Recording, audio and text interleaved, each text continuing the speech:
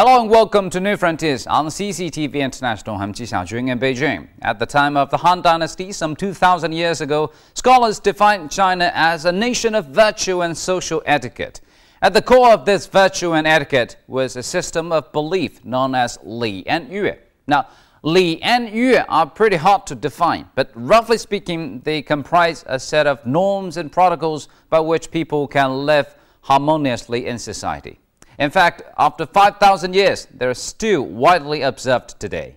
Well, over the years, a number of bronze objects have been discovered that have helped to explain the origins of Li and Yue.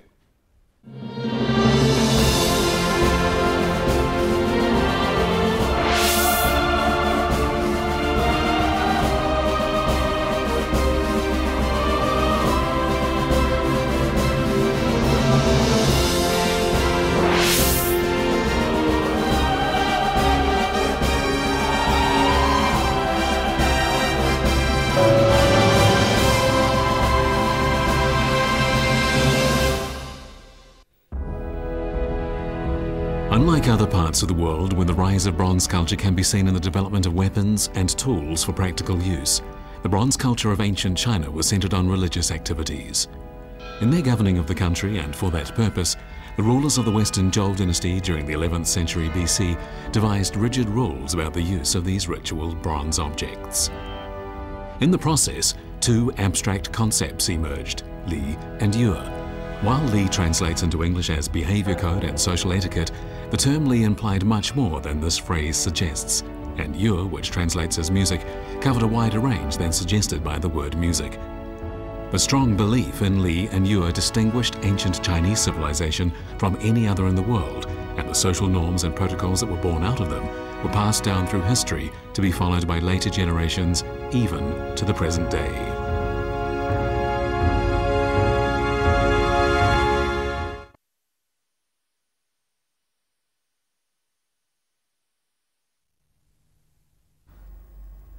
Chinese civilization was unique in its use of this system of Li and Yue, a system that was known to all Zhou dynasty people.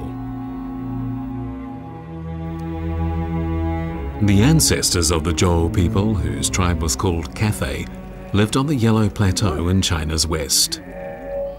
Around the 12th century BC, their leader, Dan, led his people to the foot of Mount Qishan. And there, between present-day Fufeng and Qishan counties in Shanxi province, they built a town which became their capital. That town was located at a place now named Zhouyuan, which means the source of the Zhou people. Many bronze objects have been unearthed in Zhouyuan to provide tangible evidence of the history of the Zhou people.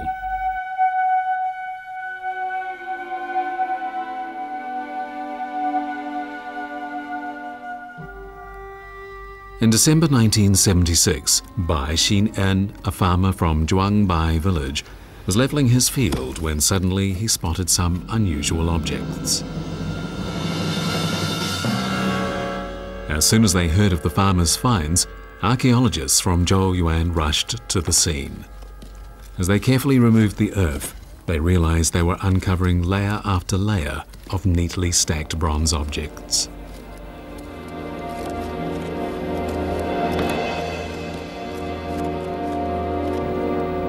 In a single pit no more than 2 meters wide, the archaeologists found no less than 103 items, and this discovery was named the Zhuangbai No. 1 discovery. These bronze objects had belonged to a family of aristocrats named Wei that had been prominent during the Zhou dynasty.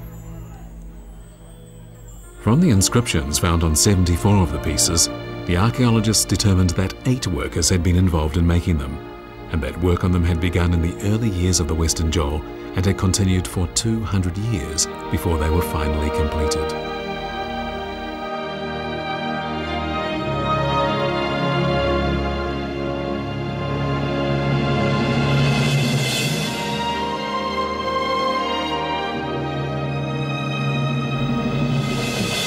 One of the objects bears 284 characters about a number of important events that took place in the early years of the Western Zhou dynasty.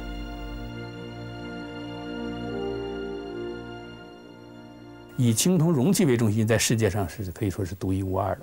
第二个非常突出的特点，这些青铜容器上往往有铭文、有文字，而且这文字的内容非常丰富。当然，多数是对自己祖先啊、对王的这个歌颂，但是它记载了很多重要的史实。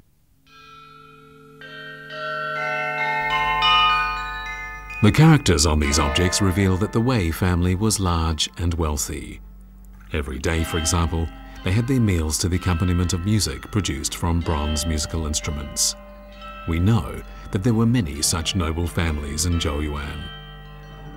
The bronze objects from the Zhuangbai No. 1 discovery had once been in a temple where they were used only on significant occasions, such as ceremonies to memorialize ancestors. The people of Zhou clearly had an awesome respect for their ancestors. All members of the royal family, as well as nobles, had a family temple for memorializing ancestors. But what did such a temple look like? In 1976, a major archaeological excavation carried out in Fengchu village, Qishan County, Shanxi province, brought to light the remains of a 3,100-year-old building complex.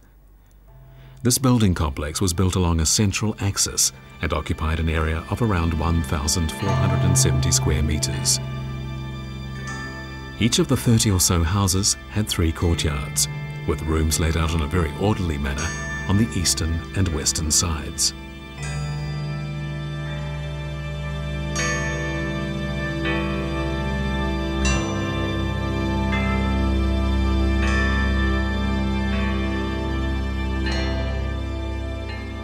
The builders of these houses made use of specialized tools to achieve accurate horizontal and vertical lines. A pole was erected and a thread with a weight attached to its end was used to check if every line was straight. Then, using the pole as the central point, the builders checked if the circular shape was perfect by comparing shadows at sunrise and sunset.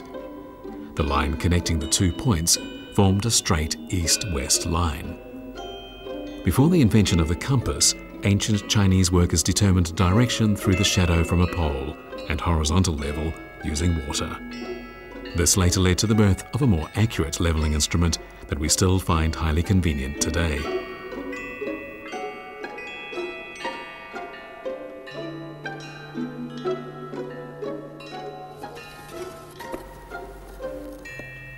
According to archaeologists, these houses were part of a temple complex where major ceremonies were held. The earliest poetry book ever written in Chinese history, the Book of Songs, includes many descriptions of these ceremonies, and through them we learn that, to the accompaniment of musical instruments, Zhou people sang loudly to eulogize their ancestors.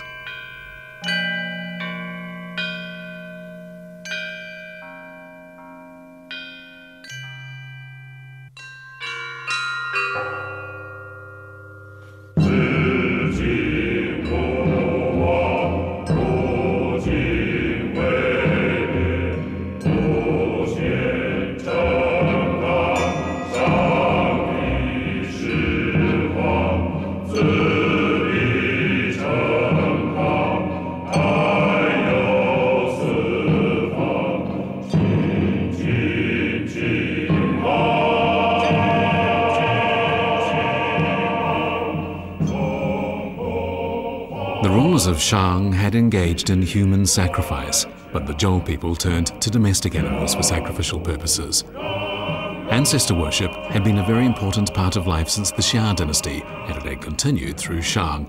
But during the Zhou dynasty, ancestor worship ceremonies became even more frequent. These worship ceremonies served as a means to unite the people around the rulers.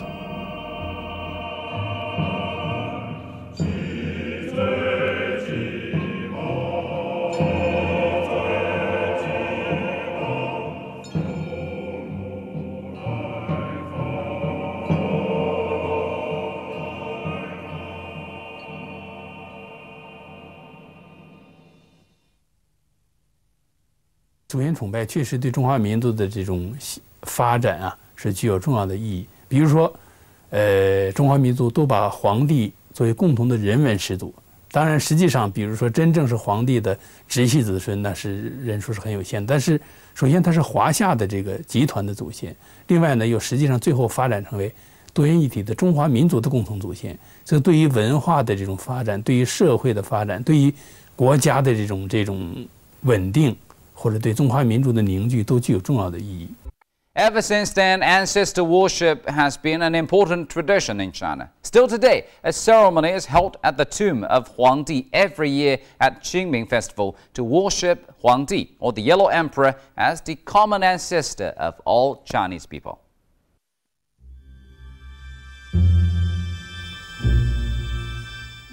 In point of fact, the temple discovered in Fengchu was just a very small part of the Zhou royal buildings. The remains of a much larger building complex have been found in Zhouyuan, constructed on a high-standing base. On either side of the base, there was a road paved with slab stones, on which stood huge pillars, spaced out in a very orderly manner. At the site, many broken tiles were found scattered about. According to historical records, tiles first appeared during the Xia dynasty a long time before the Zhou dynasty. But by the time of the Zhou dynasty, tile-making technology had matured, and this can be seen in the great variety of tiles produced in the Zhou dynasty. Some of these tiles were for roofs, others for decoration, and some bore patterns. Tiles went on to be very important to the development of traditional Chinese buildings. Interestingly, the tiles used for Ming and Qing palaces, glazed or unglazed, are little different in appearance from those used in the Zhou dynasty more than 3,000 years before.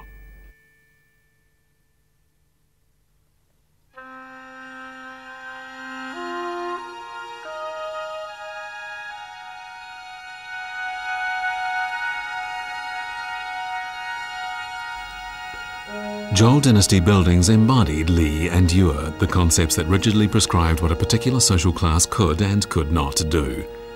This rigid code was followed all the way down to the Ming and Qing dynasties, and can even be seen in the construction of the Forbidden City.